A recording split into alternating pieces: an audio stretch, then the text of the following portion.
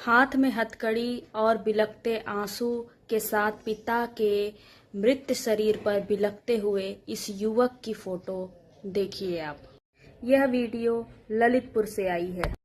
यह जो हथकड़ी आप देख रहे हैं इस बेटे के हाथ में, यही हथकड़ी उस पिता के मरने का एक बहुत बड़ी वजह भी है, जिसने अपने आत्मसम्मान को खोने के वजह से अपने जो पावर होती है, जो एक मोटिवेशन होता है समाज में उठने बैठने के लिए, जब वह प्रतिष्ठा जब खोने लगती है तब उसने हार कर दुनिया के तानों के डर से उसने अपनी जिंदगी में अपनी जिंदगी के उसूलों को सब कुछ ताक पर रखकर अपने आप को खत्म करने का फैसला लिया और खुद की जान ले ली।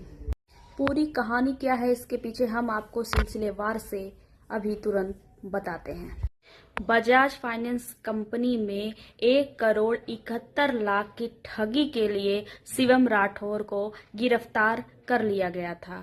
पुलिस का कहना था कि इसमें नकली मोहर लगाने के वजह से इनको गिरफ्तार किया गया है। बेटे की गिरफ्तारी और ठगी का आरोप लगने के वजह से पिता यह सदमा बर्दाश्त नहीं कर पाए।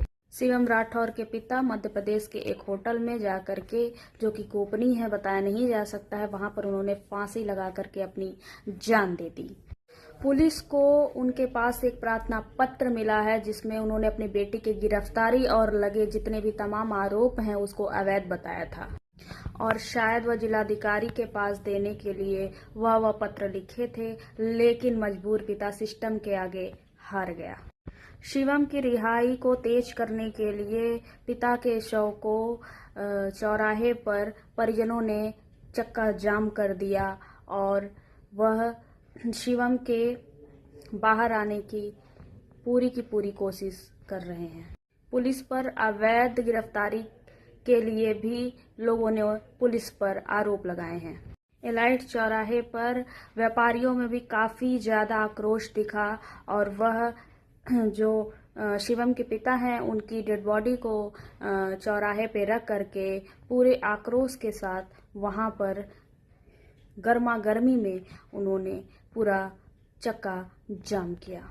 पुलिस के खिलाफ भी नारेबाजी की गई।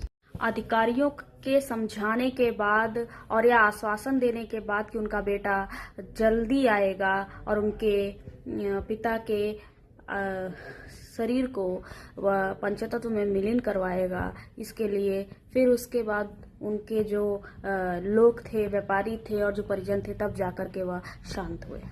शिवम के छोटे भाई का बयान है कि हमारे भाई को बर्बरता से मारा पीटा गया है और बिना यूनिफॉर्म के और प्राइवेट गाड़ी का उपयोग किया गया है और हमारी कोई सुनवाई नहीं हो रही है। और फिर उसके बाद वो लोग भाई को आते हैं लेकर के और दुकान की चाबी मांगते हैं और बहुत सी चीज़ें आरोप लगाई जा रही है। और पिता को भी शायद उनको थाने में ले जाया गया था और उनकी कोई सुनवाई नहीं की गई थी, जिसके वजह से वह इतना बड़ा कदम उठाए हैं और मौत को गले लगाया है उन्होंने। पता है क्या है कि कानून बहुत अच्छी चीज़ है, ठीक है, जिसको न्याय मिल जाता है और जिसकी सुनवाई हो जाती है ना, उसके लिए कानून पर लोग विश्वास करते हैं और कानून की बात करते हैं। बट जो सही होता है उसके बाद जब उसको न्याय नहीं मिलता है, उसके परिवार पर क्या बीतती है ये आप और हम समझ बिल्कुल नहीं पाएंगे।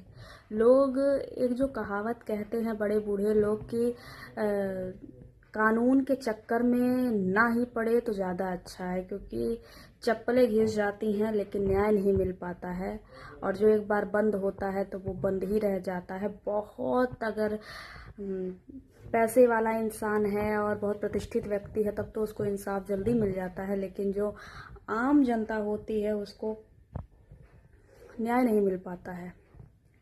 प्रतिष्ठित व्यक्ति थे वो और मान सम्मान था समाज में और वह इतनी बड़ी चीज़ें वह सह नहीं पाए, उन्होंने अपनी मौत को गले लगा लिया। ये बहुत बड़ी बात है और कानून पर सीधा सवाल उठते हैं कि ठीक है, अगर इंसान गलती कर रहा है तो एक प्रक्रिया के तहत, एक नियम के तहत उस पर कार्रवाई करिए, उसको कोर्ट में हाजिर करिए, ना कि उसको मार पीट और ये सब टॉर्चर करिए। ये चीज़ बहुत गलत है। परिवार को हरेस्ट करना, मानसिक रूप से, ये सब आरोप लगाया गया है। तो यही अपील है कि हमारे भारत में सिस्टम बहुत ही खराब है, ठीक है, बहुत करप्ट है। तो इस सिस्टम को सही करने के लिए हम और आप जैसे ही लोग यहाँ से उस सिस्टम में जाते हैं, पढ़ाई कर करके इतना दिन लगा करके, तो क्यों ना सिस्टम को अच्छे से चलाने के लिए हम सब लोग ही जिम्मेदार हैं और हम लोग को एक स्टेप वाइज चलना चाहिए ताकि किसी को भी तकलीफ ना हो और जो दोषी है उसको सज़ा भी मिल जाए और जो निर्दोष है वो उसको रिहाई भी मिल जाए। शुक्रिया।